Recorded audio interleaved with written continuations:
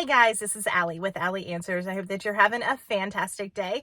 If this is your first time watching one of my videos, then welcome. And if you're a returning watcher or subscriber, thank you so much and welcome back. If you haven't yet, I sure hope that you will give me a thumbs up, comment down below, and subscribe so that more people will see this video and we can do more good. If you are like most of the families that I deal with as a geriatric care manager, then you have some level of dysfunction in your family. You may have an aunt that's a raging alcoholic, an uncle who's a molester, a brother that's a thief, maybe even a nephew that has done time in prison. Whatever the circumstances, you can be sure that you're not alone in that.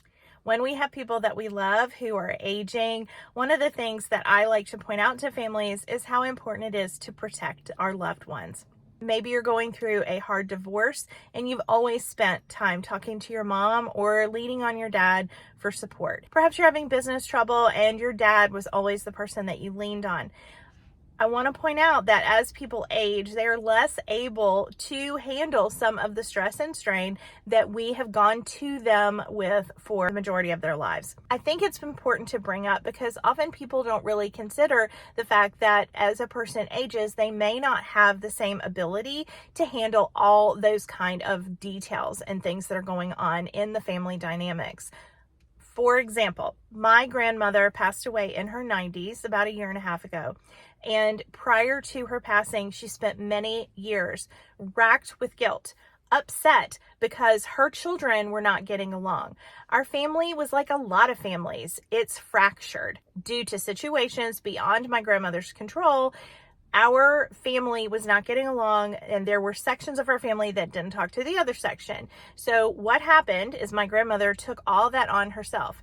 As someone who had dementia, actually two different kinds, even before her dementia was very active, she just focused on the fact that her family couldn't get along. She blamed herself that her children were not able to have a good relationship, and it had nothing to do with her. It wasn't her fault. It wasn't her problem. And yet those problems were brought to her over and over and over again. And with nothing else to really focus on or think about, when she could not physically go to church and volunteer anymore, or be a Stevens minister, or paint, or do crochet, the things that she had always done that kept her busy, when she couldn't do those things anymore, she spent the final years of her life really feeling bad that she had not done her job as a mother and grandmother to those that she loved the most.